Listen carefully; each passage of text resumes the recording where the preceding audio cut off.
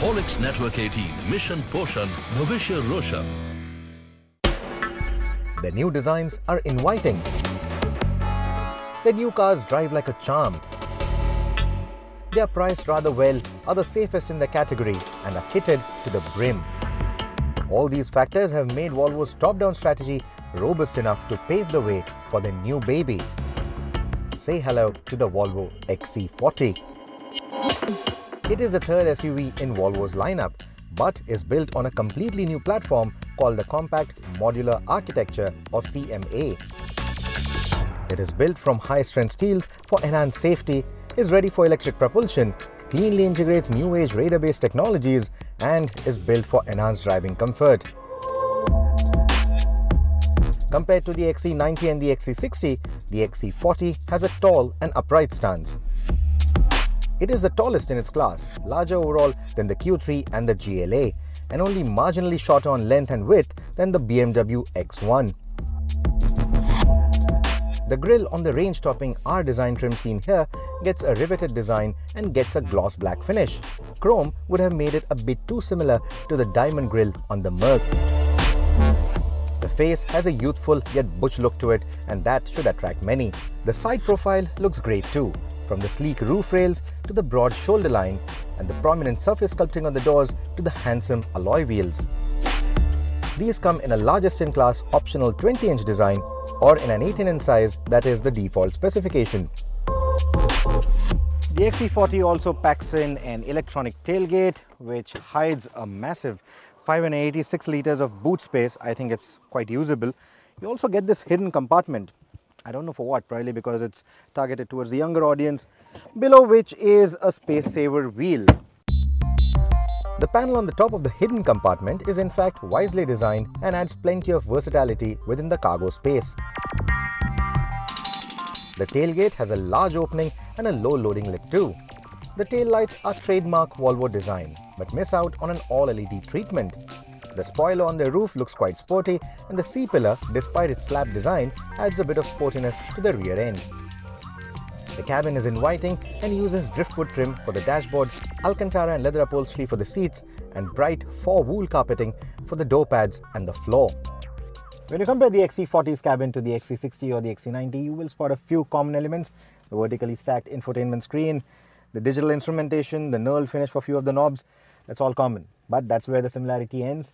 Compared to the slightly more serious cabins of the XC60 or the XC90, this one has a more youthful vibe. I mean, look at the red or the orange inserts here. They look so sporty. I know they're going to get soiled very often, but get them cleaned often. It's worth having them here. It just elevates the whole vibe of this cabin. Feels very youthful in here. Of course, the quality of plastics, it's not as premium as what you would get in the 60 or the 90. The sound experience, that's because you don't get the concert hall kind of sound. This is a 13-speaker Harman Kardon system. It does give you a nice little preset where you can just optimize the audio for all the seats or just for the driver or purely for the rear seat occupants as well. It also gives you a nice surround sound feature and it really works. I also get a key wireless charging pad here. I think it's quite generously sized because even my plus size phone with its additional robust cover still fits in very nicely. Charges the phone very nicely. The gear selector on the XC40 needs a little getting used to. The park mode is accessed via a button, and the stick, push it once and gets into neutral, push it once more and then it will get into drive. Same for reverse, you'll have to push it twice to get into reverse, and the manual mode will let you cycle through the gears up and down by going sideways with the shifter. The more convenient way to do it is via the paddle shifters.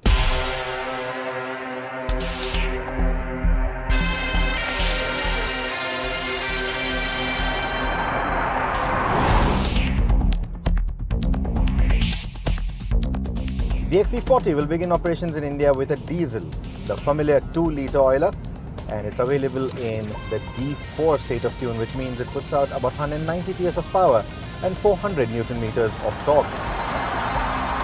The 4-cylinder engine is quite refined and claims to propel this relatively heavy 1.7-ton crossover from standstill to 100 km an hour in a quick 7.9 seconds. The motor feels quite eager too and never feels out of breath. The engine is mated to an 8-speed automatic gearbox.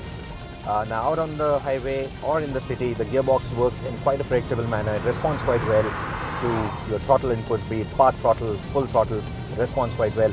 and in that sense it is quite predictable. It also comes with the Haldex all-wheel drive system, which again is predominantly a front-wheel driven car, but when there is slip, it will also provide torque to the rear wheels to aid traction.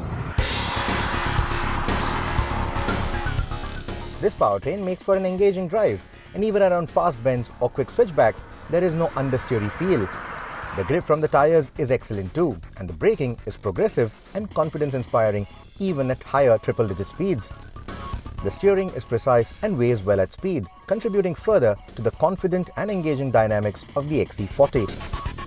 Now we love that knob with the knurled finish on the tunnel console that lets you select various driving modes in the XC60 or the XC90. In the XC40, however, it's a little more Audi-like. You have a drive mode switch or a drive mode button on the center console that lets you cycle between the eco, comfort, dynamic and individual modes, come to a complete halt, and it will also let you select the rough road mode or the off-road mode. The dynamic mode was our choice for most of the drive, since it livens up the responsiveness of the drivetrain. The comfort mode or the eco modes aren't too dull either, and perfect for relaxed highway or city runs. Visibility is excellent, whether you're driving in the city, out on the highway, whether you're seated in the driver's seat or in any of the passenger seats. Visibility is not going to be a problem at all. The windshield is nice and large, the glass house is nice and large, the A-pillar is slim, it's not very intrusive, so getting a clear view of the surroundings is not a problem at all. Getting a commanding view of the road, well, that's not happening in this car. It isn't like a typical SUV. The seating is more like a regular car, a sedan or hatchback, so it's more car-like to drive in that sense, and that isn't necessarily a bad thing. However, if you want that commanding view of the road, I don't think any of the cars from this segment really offer that. One of the big news is the XC40, despite being an entry-level car from Volvo, still gets the radar guidance systems, and I think that is something that is going to give it an upper hand over its competition. These include pilot assist, adaptive cruise control, city safety with pedestrian, cyclist and large animal detection, oncoming lane mitigation, driver alerts and lane keeping aid. These are not only segment firsts, but also make the XC40 one of the safest cars in the segment. Rear seat space, it's usually a concern when you're talking about entry-level luxury compacts, but with the XC40 it's clearly not a problem at all. The knee room is simply superb. The driver sitting in front of me is quite well built, and even with his driving seat preference, I have excellent space in here. A tallish 55 profile tyre ensures that the ride quality isn't affected, even though the XC40 wears one of the largest wheels in this category. Had the XC40 got slightly larger rear seats and better under-thigh support, it could also make for a very good choice within the segment for those who like to be driven around. That would also make it one of the best all-rounders in the category. Otherwise, it looks, feels and is premium despite being an entry-level offering. It has the flamboyance and the drive to attract the younger audience and newcomers to the Volvo brand. To that effect, Volvo India is in the process of setting up a stronger dealership network to cater to the increasing demand, while its initiatives like setting up a national parts warehouse that stocks up to 85% of its spare parts for ready and immediate availability further highlights its commitment towards its consumers in the Indian market. The Volvo XC40 seems like it will be one of the top grossers for the brand, and in that sense, it opens a completely new chapter for Volvo in India, and quite an interesting one at that.